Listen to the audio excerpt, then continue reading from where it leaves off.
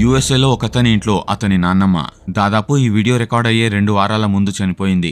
ఇతని దగ్గర ఒక కుక్క కూడా ఉంది. ఆ కుక్క వాళ్ళ నాన్నమ్మతో ప్రతిరోజు చాలా టైం స్పెండ్ చేసేది. కానీ ఆవిడ చనిపోయిన తర్వాత ఆ కుక్క చాలా డీలా పడిపోయింది. కానీ ఆవిడ చనిపోయిన 2 వారాల తర్వాత ఒక సాయంత్రం చాలా డిఫరెంట్ గా ఈ కుక్క బిహేవ్ చేయడం స్టార్ట్ చేసింది. ఎలాగంటే అది వాళ్ళ నాన్నమ్మని చూస్తున్నట్టే బిహేవ్ చేయడం స్టార్ట్ చేసింది. ఇతను దాన్ని వీడియోలో కూడా రికార్డ్ చేశాడు. ఆ వీడియోని మనం ఒకసారి చూద్దాం.